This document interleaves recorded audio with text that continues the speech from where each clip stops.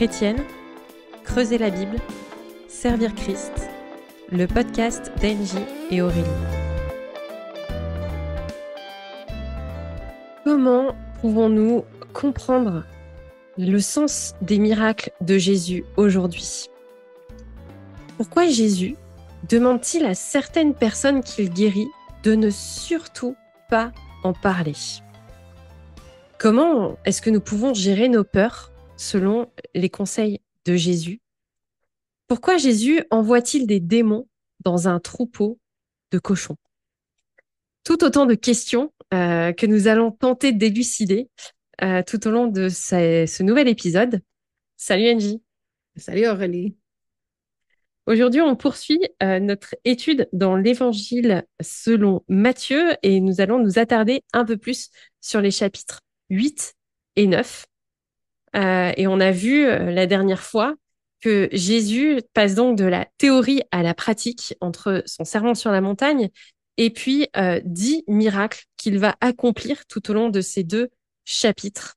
Et il va y avoir des guérisons, il va y avoir des choses assez folles qui défient la loi de la nature.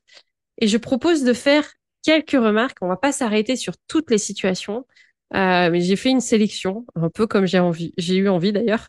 Et nous allons nous arrêter un peu plus précisément sur certains passages. Mais avant ça, j'aimerais qu'on passe un petit moment pour définir par ce que nous entendons par le mot miracle et par ce que nous allons étudier. Mhm. Et je pense que c'est important de définir ce terme parce que j'ai entendu dire, mais chaque nouvelle naissance est un miracle ou chaque naissance d'un bébé est un miracle. Dans un certain sens, oui, quand j'ai tenu mon bébé dans mes bras pour la première fois, j'ai dit, oh, quel miracle. Mais dans un sens théologique, nous devons être clairs qu'il y a une signification très particulière. Par Hmm. exemple, Wayne Grudem propose la définition suivante. Un miracle est une activité divine moins ordinaire par laquelle Dieu se rend témoignage à lui-même et suscite l'admiration et l'étonnement chez les gens. Par sa providence, Dieu conserve, contrôle et gouverne toutes choses. Hmm. Page 308 et 380. 380. Hmm. Oui.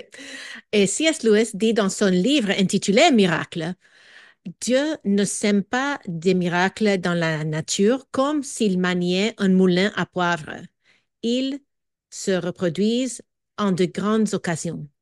On en trouve au grand tournant de l'histoire, non pas de l'histoire sociale ou politique, mais dans l'histoire spirituelle, ou bien on pourrait dire de la rédemption.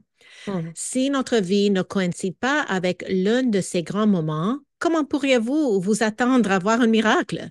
Les miracles et les martyrs ont tendance à se retrouver dans les mêmes périodes de l'histoire, des périodes que nous ne souhaitons naturellement pas connaître. Fin Hmm. de citation. Tout à fait. Les récits que nous allons survoler vont nous confronter à des activités divines extraordinaires qui ont été placées par Matthieu à ce moment de son récit, comme pour attester que Jésus est bel et bien le Fils de Dieu venu instaurer son royaume et que tout ce qu'il a dit dans son sermon est divinement authentique.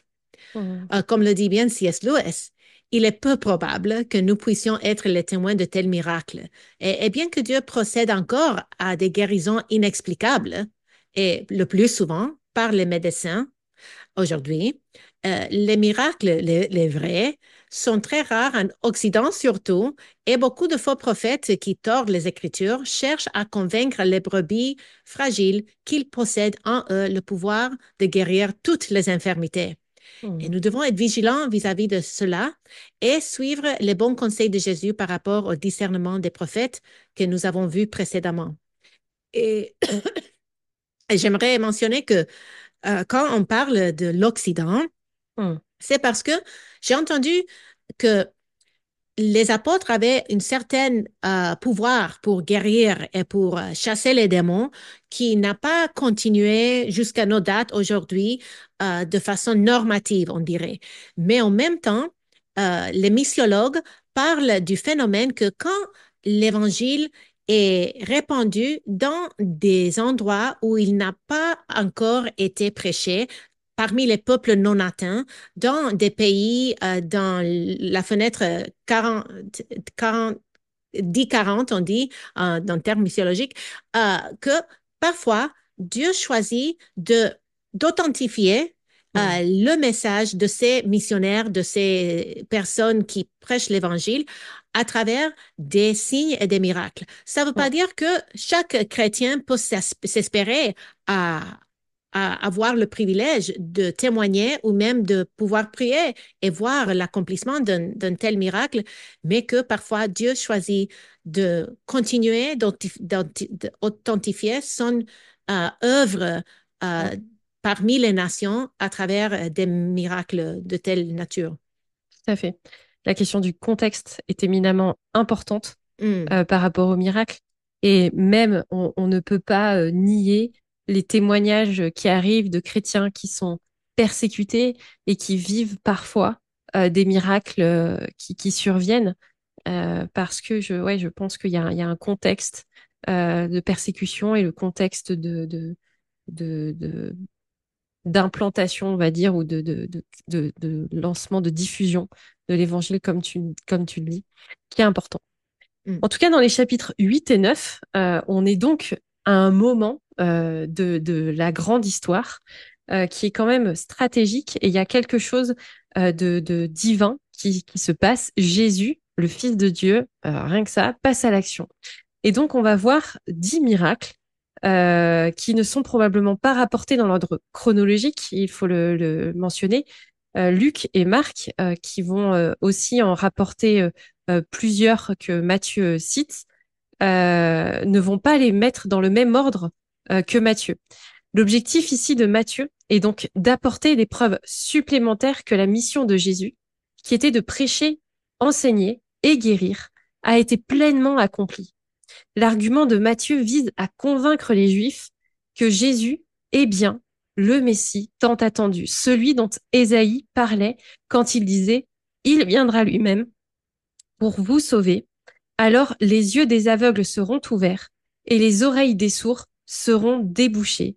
Alors le boiteux sautera comme un cerf et la langue du muet lancera des cris joyeux. » Ésaïe 35, 4 à 6. Quatre thèmes vont être abordés tout au long des 10 péricopes qui nous intéressent aujourd'hui. Le premier, c'est l'autorité absolue de Jésus sur tout ce qui est inaccessible à l'homme, les maladies, les démons, la mort et les éléments naturels. Jésus règne sur toutes ces choses-là. Mm. La deuxième chose, c'est la bonté aimante de Jésus, sa compassion, qui va le conduire de manière infaillible à travers tous ces récits. Et cette bonté aimante de Jésus qui va aussi conduire tous ceux qui désirent le suivre. C'est ça qui attire les gens, finalement. La troisième chose, le troisième thème, ça va être l'opposition croissante et le rejet de la nation juive qui va être représentée dans ces rencontres par les chefs religieux. Et enfin, le quatrième thème, c'est le salut qui est offert même aux païens. Oui, et quelques remarques que l'on peut faire sur certains de ces miracles. Commençons par Jésus et la guérison du lépreux. Donc, nous voyons que le lépreux se prosterne devant Jésus et dit, Seigneur, si tu veux, tu peux me rendre pur. Ce lépreux s'approche de Jésus avec humilité et foi. Il sait que Jésus peut le guérir, mais encore faut-il qu'il le veuille. Jésus confirme qu'il le veut et prouve ainsi que sa volonté est décisive, premièrement en tendant la main et en étant à l'initiative du contact physique avec le lépreux, et deuxièmement en exprimant sa volonté de le guérir par la parole. Et bien qu'à l'époque, toucher un lépreux rendait la personne rituellement impure, cette rencontre ne semble pas affecter Jésus, qui apparaît comme hors de portée de la maladie et qui, même par le pouvoir de sa volonté seule, ôte la maladie de cet homme. Mm. Et j'ai enseigné sur ce passage dans le contexte de Marc, dans le passage parallèle. Et je disais que Jésus ne peut pas être contaminé. L'impureté ne peut pas le toucher. C'est plutôt la pureté qu'il dégage qui rend les autres purs. Donc, c'est tellement puissant de penser que Jésus est intouchable. Ce lépreux, personne ne voulait le toucher et Jésus est allé mettre sa main sur lui. Et quelque chose de troublant se passe au verset 4. Jésus dit à l'homme guéri de ne parler à personne de ce qui s'est passé. mais d'aller voir le sacrificateur et de procéder au sacrifice prescrit dans son cas. À moins que la grande foule qui suivait Jésus ait tout à coup disparu, cela paraît difficile de passer sous silence ce qui s'est passé. Alors pourquoi Jésus demande-t-il à cet homme de ne parler à personne de ce qu'il a fait pour lui? Il semble que l'intérêt de Jésus est qu'il ne soit pas seulement connu comme un simple faiseur de miracles et guérisseur de maladies. Jésus est venu pour plus que cela. Et d'autres récits dans les évangiles montrent que ceux qui ont parlé alors que Jésus leur avait demandé de ne rien dire n'ont fait que rendre la mission plus difficile. Et des différents textes disent que Jésus ne pouvait plus se promener dans Hmm. les villes à cause des foules qui venaient après lui. Et dans le titre du message que j'ai donné sur ce passage en Marc, passage parallèle, je l'ai intitulé Quand prêcher et pécher. Parce que c'est justement ça. Parfois, nous pensons que nous faisons la volonté de Dieu en disant quelque chose qui est correct et qui est vrai, mais si Jésus l'a interdit de le dire, il aurait dû se taire. Et parfois, Hmm. nous devons nous taire quand nous pensons que nous avons un message ou quelque chose à dire, mais que ce n'est pas la volonté de Dieu. Hmm. Et pourquoi Jésus demande-t-il à l'homme guéri de suivre le rituel prescrit en Lévitique 14 dans son cas d'être guéri de la lèpre? En se conformant à la loi, le lépreux guéri confirme l'autorité de Jésus en tant que guérisseur qui n'a besoin que de vouloir l'action pour qu'elle soit faite. Il rend témoignage aux hommes concernant Jésus qui ce qui semble en contradiction avec ce que Jésus vient juste de lui dire. Hmm. Il ne doit pas parler, mais il doit aller se montrer au sacrificateur. Et je crois qu'ici, Jésus agit en faveur de cet homme. Après des années d'exclusion de la communauté juive, il vivait dans l'isolement, il ne Hmm. pouvait pas assister à la synagogue, il ne pouvait pas avoir la communion avec sa propre famille. Jésus lui rappelle de ce qu'il doit faire pour être rétabli, pour être réintroduit chez sa famille et la communauté religieuse. Sous une certaine forme, il lui montre que la guérison n'est pas la finalité de son existence. Il le dirige dans son témoignage et lui montre la bonne direction à prendre pour la suite. Cela est confirmé par la guérison de la belle-mère de Pierre, qui se voit en Matthieu 7, 14 et 15, qui, aussitôt après avoir été guérie, reprend son service. Hmm. C'était comme sa manière de revenir dans sa maisonnée et faire ce qu'elle aimait faire, servir les autres. Et c'est intéressant de comprendre cela pour nous aujourd'hui. Nous avons parfois des personnes non converties qui souffrent et qui n'espèrent qu'une chose, la guérison. Si Dieu peut et s'il le veut, c'est une grâce de les guérir. Mais ce n'est pas l'objectif ultime qu'il poursuit pour ceux qui ne le connaissent pas. Nous devrions être au clair avec cela et poursuivre l'objectif de Dieu pour nos êtres chers, ceux qui nous entourent, qui ne connaissent pas Jésus.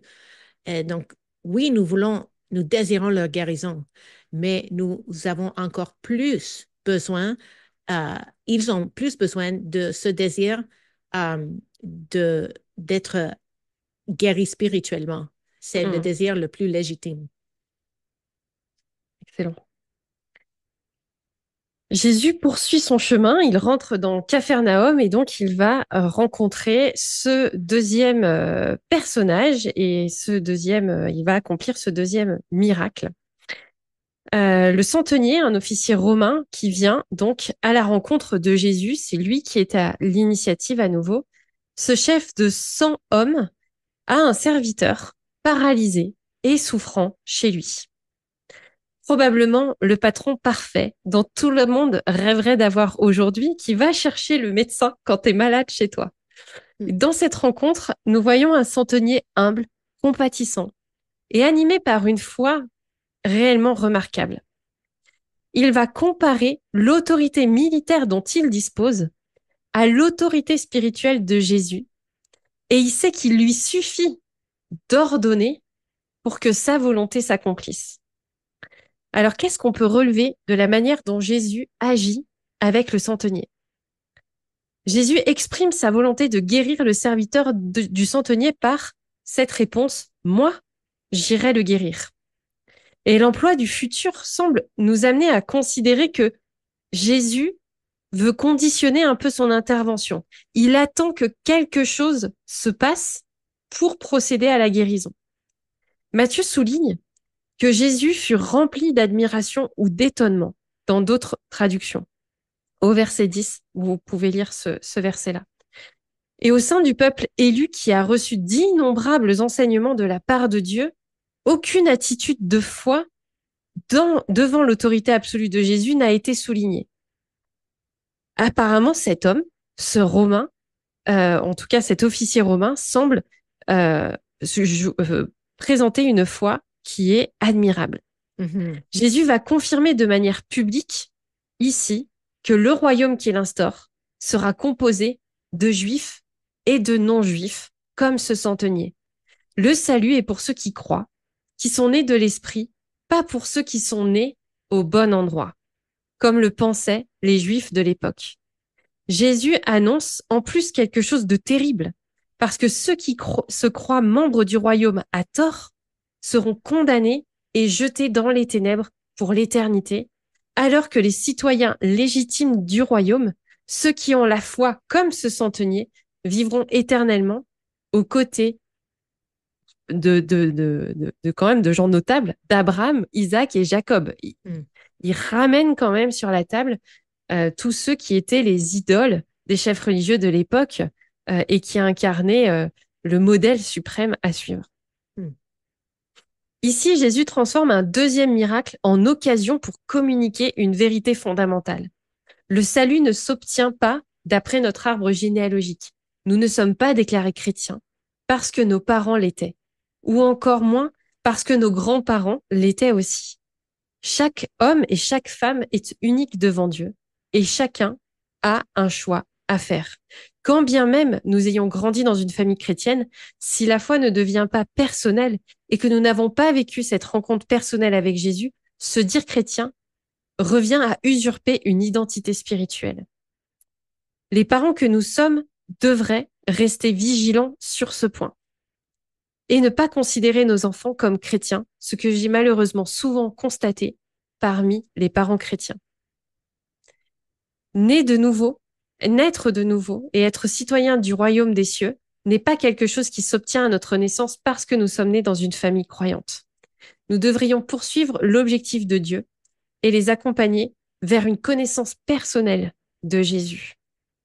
Nous ne sommes pas là pour leur transmettre des codes, nous sommes là pour les amener au salut.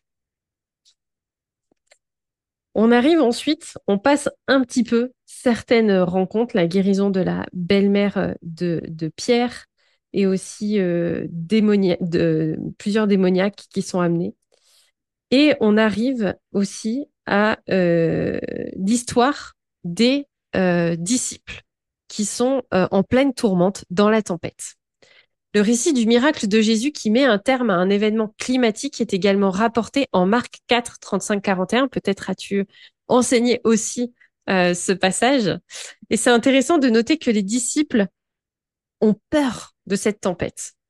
Même s'ils ne le disent pas, même s'ils ne le formalisent pas, c'est Jésus même qui va leur dire, je vois bien ce qui se passe à l'intérieur de vous. Vous avez peur. Et pourtant, plusieurs d'entre eux étaient pêcheurs de métier. Et théoriquement, cela ne devait pas être le premier caprice du lac de Galilée qu'ils devaient voir de leurs yeux et qu'ils devaient vivre. Ils ont déjà dû probablement être déjà sur ce lac avec de l'eau qui est tombée dans la barque. Bref, apparemment, cette tempête revêtait un caractère un peu exceptionnel et ils étaient effrayés à tel point qu'ils se voyaient mourir. Ils voient donc leur dernière heure arriver et ils finissent par réveiller Jésus, quand même assez étonnant que Jésus soit en train de dormir paisiblement au milieu d'une tempête. Donc on imagine une barque qui bouge dans tous les sens, probablement un vent assourdissant où il faut crier pour pour s'entendre. Et donc les disciples secouent Jésus et lui disent, sauve-nous, nous périssons. Et que nous enseigne alors cette parole de Jésus, cette réponse quand il leur dit, mais pourquoi avez-vous peur, gens de peu de foi? Est-ce que Jésus est en train de leur faire un reproche? Je crois pas que Jésus soit en train de leur dire, bon, les gars, quand même, vous en faites des tonnes. Il n'y a pas de quoi paniquer. On est juste en pleine tempête, la barque se remplit, mais bon, voilà. Jésus, il invite premièrement les disciples à se questionner sur l'objet de leur peur. Pourquoi avez-vous peur? C'est la première partie de sa réponse. Et quand on perçoit une menace, quand on se sent attaqué et qu'on panique, c'est important de se demander pourquoi est-ce que je ressens ça? Qu'est-ce qui se passe en fait? Est-ce que ma peur, elle est motivée par quelque chose de légitime ou pas? Bon, en l'occurrence là, les disciples ont raison de paniquer et ce serait quand même assez absurde qu'ils soient complètement zen sur cette barque qui menace de terminer au fond du lac. Et la deuxième chose que Jésus mentionne dans sa réponse, c'est la foi. Jean de peu de foi. Il semblerait donc qu'il fait un lien entre la peur et la foi. Dans un premier sens, ça voudrait dire que la peur étouffe la foi ou que la foi éloigne la peur. Mais clairement, Jésus souligne l'interaction entre les deux et c'est un vrai cadeau qu'il fait à ses disciples. Il veut leur montrer quelque chose de qui il est. Il veut leur montrer que la foi peut calmer la crainte. Et la pédagogie de Jésus, elle est vraiment bonne à ce moment-là, parce qu'alors que les vents sont violents et la mer déchaînée, il leur dit, là, c'est pas le moment de sombrer dans la panique, c'est pas le moment d'écouter votre peur, c'est le moment d'avoir la foi, c'est le moment de me faire confiance. Et c'est une vérité tellement réconfortante pour nous aujourd'hui. Jésus ne balaye pas nos peurs d'un revers de la main comme si elle nous reléguait au rang des perdants, au rang des faibles de ce monde. Il ne dit pas vous êtes des moins que rien parce que vous êtes en train de vous faire pipi dessus. Il nous rejoint dans l'état dans lequel nous sommes et il nous montre la meilleure manière d'affronter nos peurs. Avec son aide, face à la peur, nous pouvons choisir la foi. Alors qu'avec le centenier, c'est Jésus qui était dans l'étonnement de sa foi. Ici, ce sont les disciples qui sont étonnés de sa puissance. Ils finiront par dire, mais qui est celui-ci qui même le vent et la mer lui obéissent? Les disciples sont comme bouche bée devant ce Jésus dont l'enseignement déjà était tellement impactant. Il parlait avec une autorité et qu'il buvait ses paroles. Et là maintenant, il dit à la tempête de s'arrêter et elle s'arrête. Hmm. Et on dirait que Jésus est en train de montrer sa puissance sur, Mm, OK, sur la maladie, boum, il mm, guérit le lépreux. Sur la nature, boum, il calme la tempête. Et mm, maintenant, Jésus passe au monde surnaturel, spirituel, lorsqu'il guérit deux démoniaques. Donc après ça, Jésus entre dans le pays des Gadaréniens mhm, et il va rencontrer deux démoniaques qui apparemment vivent dans les tombes. Marc et Luc, en Marc 5, 1 à 20, et en Luc 8, 26 à 39, parlent également de ce miracle. Et les trois évangiles situent aussi cet événement juste après la tempête. Matthieu mentionne deux démoniaques, alors que Marc et Luc n'en mentionnent qu'un, qui se nomme Légion. La raison pour cette différence est probablement qu'un de ces hommes est le porte-parole des deux. Comme nous voyons parfois dans les évangiles, quand une personne n'est pas mentionnée, que dans l'autre évangile, ils sont multiples, c'est parce qu'une personne est comme le leader entre les deux, selon les commentaires. mm. Manifestement, les démons savent qui est Jésus. Ils le nomment Fils de Dieu. Ils savent également qu'un temps a été fixé pour que les armées démoniaques soient anéanties pour toujours. Jude 6, Apocalypse 20, verset 10. Et que Jésus se chargera de le faire une bonne fois pour toutes. Pourquoi les démons supplient-ils Jésus d'entrer dans un troupeau de cochons? Certains commentateurs avancent l'idée que les démons sont animés par, premièrement, la haine de Dieu. Mhm. Deuxièmement, la haine de la création de Dieu. La fin de l'histoire nous montre que l'ensemble du troupeau de cochons meurt et que l'ensemble du village va à l'encontre de Jésus pour le supplier de partir. Les Gadaréniens, des non-juifs, Mm. préfèrent leurs cochons qui doivent être l'une des principales activités économiques de leur village, à tel point qu'ils ont rejeté Jésus. Et que nous enseigne ce miracle? Comme l'appartenance au royaume des cieux n'est pas conditionnée aux origines des personnes, l'opposition de Jésus ne concerne pas exclusivement les chefs religieux. Jésus place chacun devant un choix. Soit nous sommes avec lui, soit nous sommes contre lui. Il n'y a pas de place intermédiaire possible. Mm. Et tu vois, si on fait le pont entre cette rencontre-là et quand Jésus il compare les perles jetées au pourceau, eh bien, on se rend compte que là, Jésus il est en train de leur dire, vous voyez, on va pas insister. Le village entier nous dit de partir. On s'en va en fait. Et je trouve que c'est intéressant d'avoir en balance un petit peu ces deux passages. Tout à fait. Et aussi de penser que, mais Jésus ne se lave pas les mains complètement d'eux parce qu'il dit aux démoniaques guéris Ouais. dans les autres récits des évangiles, je ne me souviens pas si dans Matthieu il le dit, mais il leur dit, parce que le gars veut monter dans la barque avec les disciples, et il lui dit non, rentre et témoigne de ce que Dieu a fait pour toi. Donc Jésus garde l'espérance pour ce peuple de Dieu, pour utiliser une terminologie très humaine, pour Mm, le Dieu créateur, et il veut que les gens voient celui qui a été une fois un fou, complètement exclu de la société, et que mm, cela soit un témoignage. Donc, je pense que même les personnes qui ont entendu l'évangile de la mort et la résurrection de Jésus-Christ par la suite ont eu cet homme comme un précurseur qui a mm, préparé le chemin pour la venue de l'annonce de l'évangile après la Pentecôte. excellent. Excellent. Alors, on poursuit notre lecture et on arrive au chapitre 9 où Jésus va rencontrer un homme paralysé qui est accompagné par ses amis et qui vont passer par le toit. Dans certains récits, on a ça et on a une partie de cette rencontre d'ailleurs qui est tournée dans la série The Chosen. J'ai pas mal pensé à cet épisode-là d'ailleurs en préparant tout ça. Euh, et là, donc, ses amis transportent cet homme paralysé et lui demandent, enfin non, en fait, ils demandent pas, mais probablement que leur intention, c'est donc que Jésus guérisse cet homme.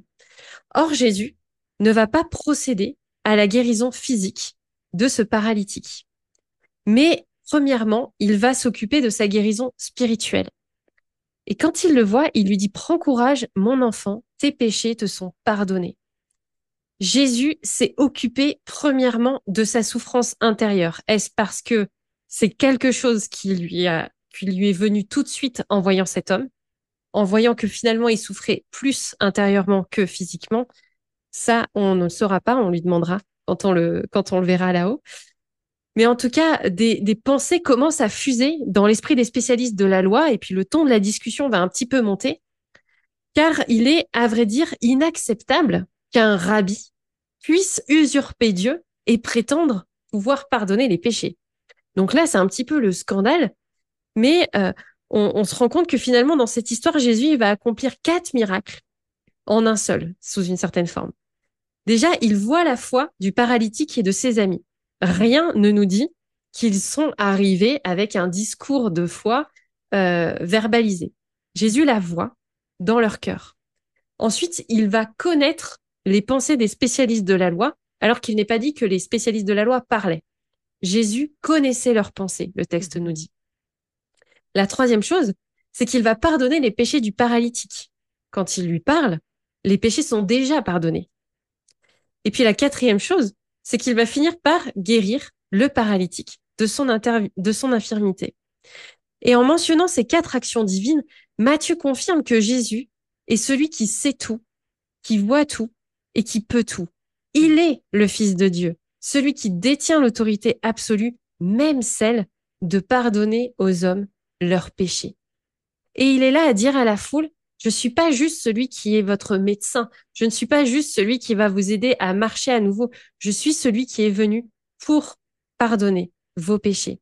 Et alors que cette rencontre aurait dû convaincre les spécialistes de la loi, car après tout, il est plus difficile de quoi? De pardonner les péchés ou de dire à ce paralytique, lève-toi et marche. Ils auraient dû céder, voir de leurs yeux et être convaincus. Mais cela n'a fait que renforcer leur farouche opposition à Jésus et leur énervement face à cet homme qui volait manifestement leur popularité. Hmm. Tout à fait. Et j'ai enseigné le passage parallèle en Marc et je me souviens que dans l'étude, j'avais appris combien Jésus, comme tu as dit, il voulait euh, donner à cet homme ce dont il avait le plus besoin, que c'était le Mm, pardon des péchés, mais les docteurs de la loi étaient épouvantés, ils étaient bouleversés par le fait qu'ils mm, prennent une telle autorité parce que les paroles ne servent à rien si tu ne peux pas prouver que tu as une telle autorité pour pardonner les péchés. Donc, Jésus prouve son autorité en le guérissant, alors que eux, ils n'auraient jamais pu faire une telle chose. Ça les réduit au silence, mais ça déclenche leur poursuite. Dans l'ordre chronologique de Marc, ça semble être comme le début de l'opposition des chefs religieux d'une manière formelle mm, quand ils voient ce qu'il fait. Donc, c'est assez fort. Et nous voyons maintenant le récit suivant de Jésus et la fille de Jairus. Et Marc et Luc nous aident à connaître le nom du chef, qui est Jairus, très certainement un homme juif connu à Capernaum. Et ce chef interrompt Jésus dans son repas et lui demande de venir ressusciter sa fille. On arrive à un autre niveau d'appel à l'aide. Jésus ne va pas répondre à la demande de cet homme, mais il se lève et le suit. En chemin, il rencontre une femme qui souffre d'une perte de sang depuis 12 ans. Par la foi, cette femme touche le vêtement de Jésus et la mm, guérison s'opère dans l'instant où elle rencontre Jésus. Et nous avons parlé de ce récit pendant qu'on a fait ces deux épisodes sur la menstruation. mm, C'est quelque chose qui est très touchant et qui vaut la peine d'aller écouter parce que tout l'arrière-plan et tout le vécu de cette femme est vraiment quelque chose qui nous aide à comprendre la portée de ce miracle. mm, Et puis, lorsque Jésus continue son chemin et il arrive, les funérailles sont déjà lancées, car les joueurs de flûte sont là, accompagnés des pleureuses. Et Jésus met un terme à la cérémonie et annonce que la jeune fille n'est pas morte. La foule se moque de lui et mm, Jésus semble être arrivé trop tard. Selon eux, mm, personne ne peut ramener les morts parmi les vivants. Le récit de Matthieu est plus court que Marc et Luc, mais son objectif n'est pas le même. Matthieu développe son argumentaire pour prouver que Jésus est le Messie tant attendu. Si son autorité est vraiment absolue, cela signifie que même la mort ne peut lui résister. mm, En ramenant à la vie la fille d'un des hommes les plus célèbres d'une ville, il révèle qu'absolument rien n'est en dehors de sa portée. mm, Jésus est donc présenté comme celui dont la puissance est indestructible face à la maladie, la souffrance, les démons, la mort et la nature, comme nous avons vu avec mm. Tout à la fait. barque. Aucun homme ne peut agir d'une manière aussi implacable dans de telles situations. Jésus est, en un mot, un seul geste. Par la simple force de sa volonté, peut tout. Mm, tout à fait. Les miracles que Matthieu nous livre et dont on a survolé en partie revêt un caractère eschatologique. Dans son royaume, la maladie et la mort n'existeront plus. Un jour, Jésus aura la victoire définitive dans le monde visible et dans le monde invisible. Au dernier jour, il y aura une séparation entre ceux qui auront prêté allégeance à Jésus et vécu pour lui et ceux qui l'auront rejeté ou méprisé. Le royaume de Dieu s'est approché d'eux et par sa parole, il s'approche aussi de nous aujourd'hui. Ma prière est que les récits des miracles de Jésus nous aident à prendre la mesure de son autorité suprême, nous rend persévérants dans l'épreuve et pleins d'espérance jusqu'au jour de son avènement. Oui, il est plus grand que tout. Amen. Ainsi s'achève notre étude sur les chapitres 8 et 9 de Matthieu. On mettra bien sûr tout ce qu'on a dit, l'épisode sur les menstruations, quand prêcher est péché, tout ça, dans les liens YouTube et aussi sur le site. Merci de votre écoute, de votre fidélité. On est toujours encouragé par les retours que vous nous faites. On espère que tout cela vous aide à creuser vous-même la parole et à ce qu'elle soit agissante dans votre vie. On se retrouve, Dieu voulant, la semaine prochaine pour un nouvel épisode. À la semaine prochaine.